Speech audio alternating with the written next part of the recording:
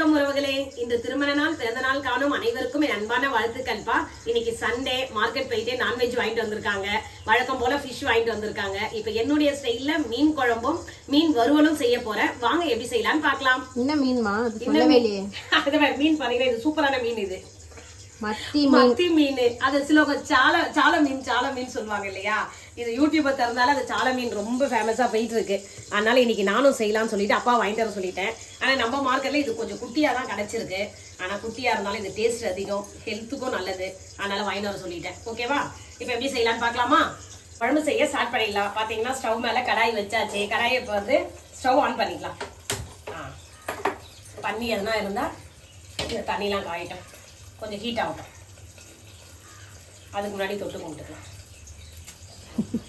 இல்லை எப்பவுமே நல்ல விஷயம் செய்ய சொல்ல சாமியை கும்பிட்டு தான் செய்யணும். சரியா? ஸ்வீட் எது கொண்டாடுன்னு சொல்றாங்கல்ல, அந்த மாதிரி எப்போ செஞ்சாலுமே நம்ம ஸ்டவ்வே தொட்டு கும்பிடணும். இந்த கடாய் காயணுமா? ஆமாம், காயணும். காஞ்சிச்சு, கையில் வச்சு காஞ்சிச்சு. இப்போ எண்ணெய் ஊற்றிக்கலாம். எண்ணெய் வந்து நல்லா ஒரு பெரிய புளிக்கரண்டி அளவு ஊற்றிக்கணும். கரெக்டாக. இப்போ எண்ணெய் காஞ்சிச்சு. இப்போ நான் பார்த்தீங்கன்னா ஒரு ஸ்பூன் கடுகு எடுத்து வச்சிருக்கேன், அரை ஸ்பூன் வந்து வெந்தயம் எடுத்து வச்சிருக்கேன். இதை போட்டுக்கலாம். மீன் குழம்புனால வெந்தயம் முக்கியமாக போடணும். சில வீட்டிலலாம் வந்து வடகம் போடுவாங்கப்பா. வடகம் இருந்தால் எதுவுமே தேவையில்லை, அந்த வடகத்தை மட்டும் போட்டு தாளிச்சிடலாம். அதுலேயே கடுகு, வெந்தயம், வெங்காயம் எல்லாமே இருக்கும். அதில் இந்த மசாலாலாம் சேர்த்து பண்ணியிருப்பாங்களா? மசாலா சேர்த்து பண்ணியிருப்பாங்க. அதான் இந்த ஊரில் இருந்து ஆயா கொடுத்து அனுப்புவாங்க எனக்கு. இப்போ சரி நம்ம ஊருக்கு போகல இல்லையா, அதான் எல்லாம் காலி ஆகிடுச்சு. வீட்டில் இருக்கிறத போட்டுக்கிறோம். இப்போ குழம்பு செய்ய தேவையான பொருள் பார்த்தீங்கன்னா வெங்காயம் கட் பண்ணி வச்சுட்டேன், தக்காளி, கருவேப்பிலை, பச்சை மிளகாய், கொஞ்சம் பார்த்துங்க கத்திரிக்காய் போட்டு செய்ய போகிறேன் இந்த மீன். அது கத்திரிக்காய் சூப்பராக இருக்கும் போட்டு செய்யறது. அதனால இப்போ செய்ய போகிறேன். வாங்க பார்க்கலாம். இப்போ கடுகு நல்லா பொரிஞ்சிச்சுப்பா. இந்த நேரத்தில் நம்ம வெங்காயத்தையும் கருவேப்பிலையும் சேர்த்து போட்டு நல்லா பொரிச்சு.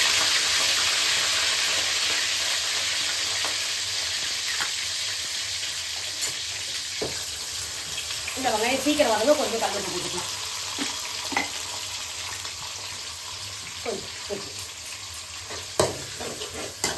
வெங்காயம் நல்லா வதங்கட்டும். இப்போ நம்ம போட்ட வெங்காயம் பார்த்தீங்கன்னா நல்லா கோல்டன் ப்ரௌன், நல்லா பொன்னிறமாக பொரிஞ்சிருக்கு பார்த்தீங்களா. இந்த நேரத்தில் நம்ம தக்காளி சேர்த்துக்கலாம்.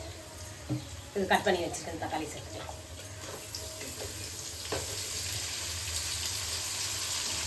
இந்த தக்காளி வறுக்கிறதுக்கு போடுறதுக்கு எடுத்து வச்சுக்கலாம். இப்போ இந்த தக்காளி வதங்கவும் கொஞ்சம் உப்பு போட்டுக்கலாம்.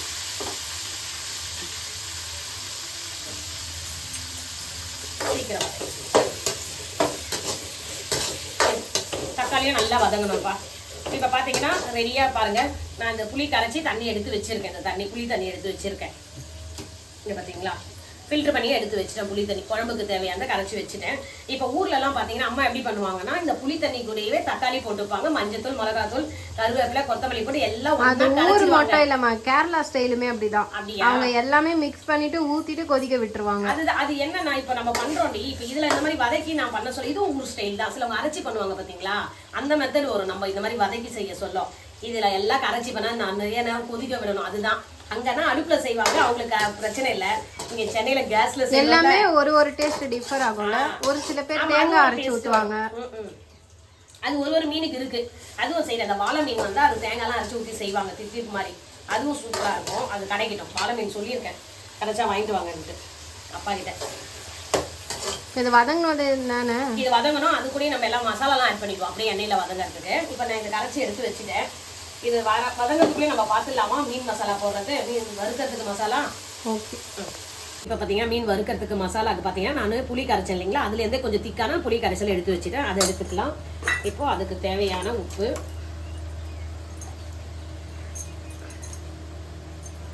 போட்டுக்கலாம். அப்புறம் மஞ்சத்தூள் கொஞ்சம், ஒரு ஹாஃப் ஸ்பூன் மஞ்சத்தூள். அப்புறம் இது வீட்டில் அரைச்ச குழம்பு மிளகாத்தூள் ஒரு 1.5 ஸ்பூன் போட்டுக்கலாம். அப்புறம் கொஞ்சம்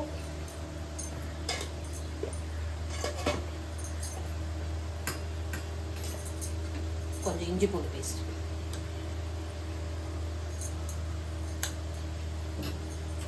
கொஞ்சம் வந்து மிளகுத்தூள், 1 ஸ்பூன் மிளகுத்தூள்.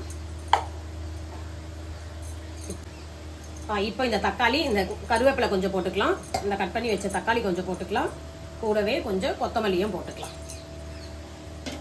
இப்போ இது எல்லாத்தையும் நல்லா மிக்ஸ் பண்ணணும். இப்போ இது நல்லா மசிச்சு வச்சுக்கணும்ப்பா, மிக்ஸ் பண்ணிக்கணும். இந்த மசாலா நம்ம போட்டதெல்லாம் ஒன்றா மிக்ஸ் ஆகணும். இப்போ மிக்ஸ் பண்ணிட்டு இந்த நேரத்தில் நம்ம உப்பு பார்த்துக்கலாம் கரெக்டாக இருக்கான்னு, தேவைன்னா போட்டுக்கலாம் உப்பு.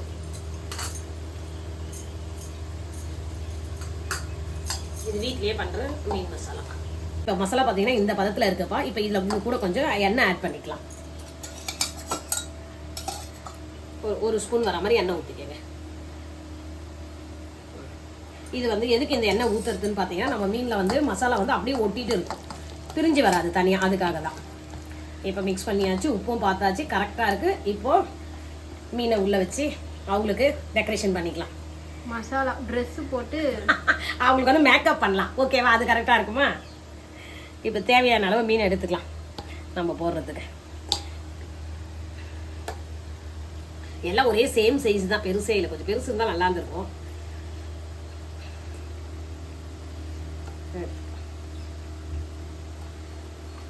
போதும். இந்த மீன் வந்து குழம்புக்கு போட்டுக்கலாம்.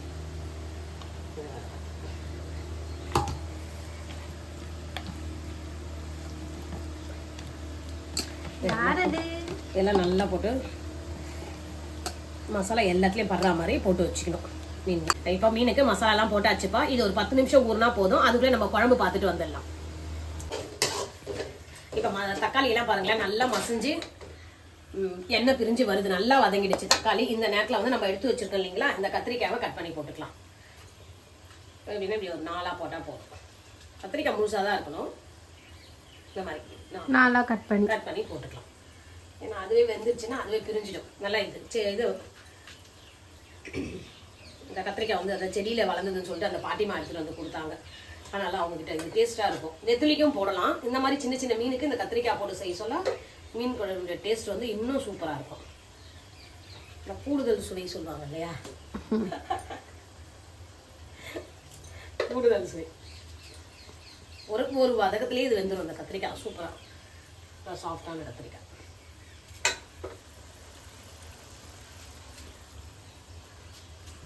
கட் பண்ணியாச்சு, இப்போ போட்டாச்சு. இதே நல்லா வதக்க விட்டுருங்க. எண்ணெயிலே நல்லா கத்திரிக்காயும் வதங்கிடும். எண்ணெய் கத்திரிக்காய் மீன் குழம்பு, எண்ணெய் கத்திரிக்காய் மத்தி மீன் குழம்பு, அது கூட மத்தி மீன் போட்டு பண்ணுவோம். கத்திரிக்காய் வதங்கிறதுக்குள்ளேயே அதுக்கு மசாலாவும் நம்ம இப்போ போட்டுக்கலாம். எல்லாம் ஒன்றா சேர்ந்து வதங்கும். இப்போ ஒரு ஸ்பூன் மஞ்சத்தூள், குழம்பு மிளகாத்தூள் வந்து பார்த்தீங்கன்னா ஒரு 2.5 ஸ்பூன் போட்டுக்கலாம் நம்மளுக்கு. இதெல்லாம் மிக்ஸ் பண்ணிட்டு இதெல்லாம் எப்பவுமே நம்ம வந்து காரத்துக்கு மிளகாத்தூள்லாம் போசணும்.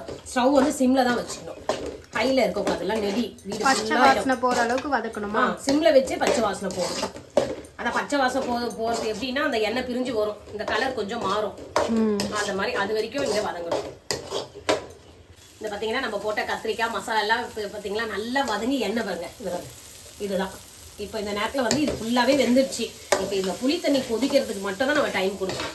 இதெல்லாம் இப்படி பண்ணுறதுனால நம்ம மீன் குழம்பு வந்து 10 நிமிஷம் தான் இது ரெடி பண்ணுறதுக்கு. கத்திரிக்காய் பார்த்தீங்களா எண்ணெயிலே எப்படி வதங்கி சாஃப்ட் ஆயிடுச்சு. இது பாருங்க சூப்பராக இருக்கும் இந்த கத்திரிக்காய். இந்த மாதிரி செடியில் வளர்ந்த கத்திரிக்காய் போட சொல்ல அது நல்லா டேஸ்ட் அதிகமாக இருக்கும். இப்போ பார்த்தீங்கன்னா புளி கரைசல் ஊற்றிக்கலாம். ஆல்ரெடி கலக்கி தான் வச்சுட்டு அப்படியே ஊற்றிக்கலாம். புளி கரைச்சி ஃபில்டர் பண்ணி வச்சுட்டேன். ஒரு நான் கையிலேயே பண்ணிட்டேன் ஃபில்டர். இது என்ன லெமன் சைஸ் புளியா? அது ஏதோ சொல்லுவாங்களே. லெமன் சைஸ் இல்ல. இப்போ நம்ம இது நான் எடுத்துக்கிறது வந்து பாத்தீங்கன்னா இப்போ ஆரஞ்சு இருக்கு பாத்தியா, ஆரஞ்சு சைஸ். ஆரஞ்சுனா அவ்வளவு பெரிய ஆரஞ்சு இல்ல, மீடியமா அந்த அந்த அந்த அளவுக்கு எடுத்திருக்கேன். புளி போதும். ஏன்னா நம்ம தக்காளி கொஞ்சம் எக்ஸ்ட்ரா போடுவோம் எப்பவுமே, அதனால புளி கொஞ்சம் கம்மியா எடுத்துப்பேன் நான்.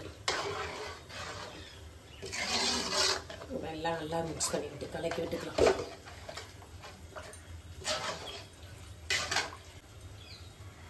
இப்போ இதுதான் மீன் குழம்புடைய ஹைலைட் பார்த்தீங்கன்னா இந்த பச்சை மிளகாய். இது இப்படியே போடுறது தான். அந்த கொதிக்க சொல்ல அந்த பச்சை மிளகாய் ஃப்ளேவர் கூட அது வேற லெவல் ஒரு டேஸ்ட் கொடுக்கும். அது நம்மளுக்கு மீன் குழம்பு சாப்பிட்றதுக்கு நல்லா இருக்கும்.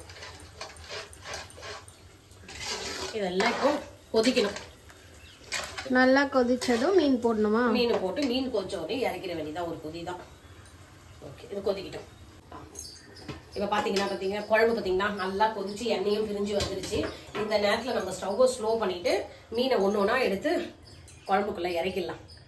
ஓகேவா? இது பாருங்க சூப்பரான மீன், சாலை மீன் இல்லை மெத்தி மீன் அப்படிலாம் ஊர்ல மெத்தி இல்லம்மா, மத்தி. மத்தி கவலை மீன்னு சொல்லுவாங்கடி.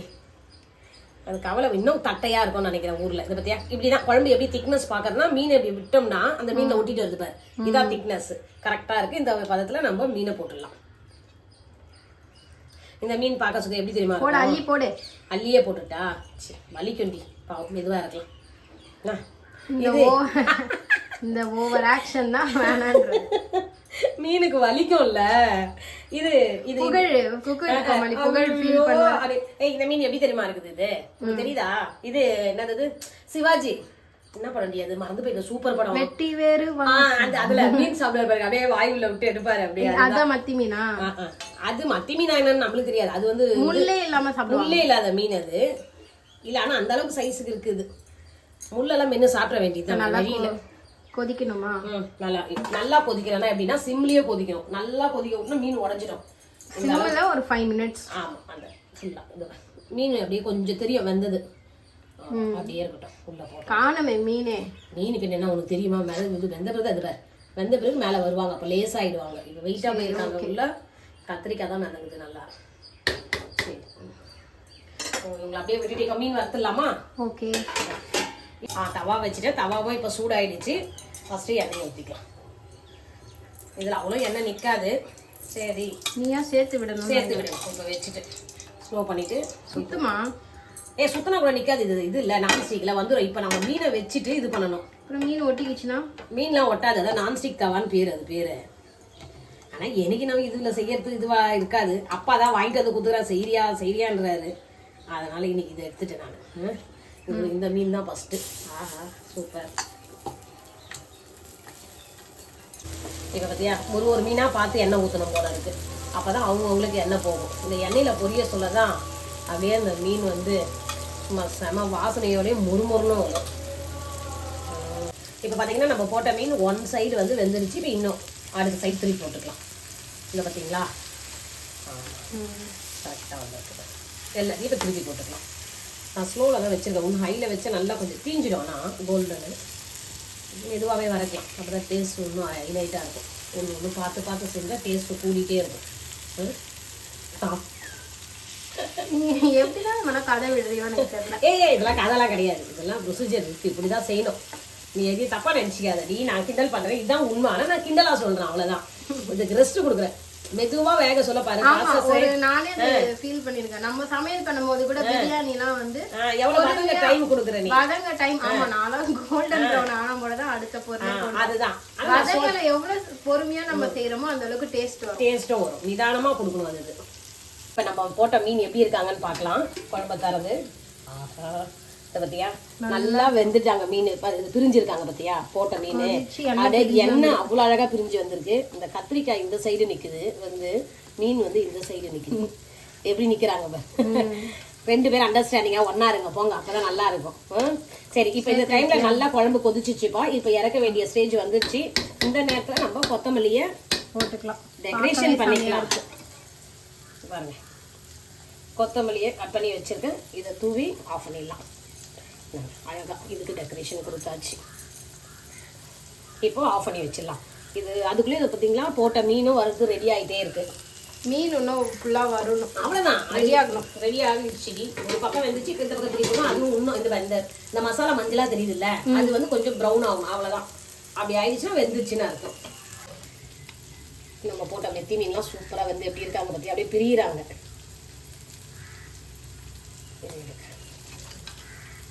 கத்திரிக்காய் அதோ கத்திரிக்காய் இருக்காங்க.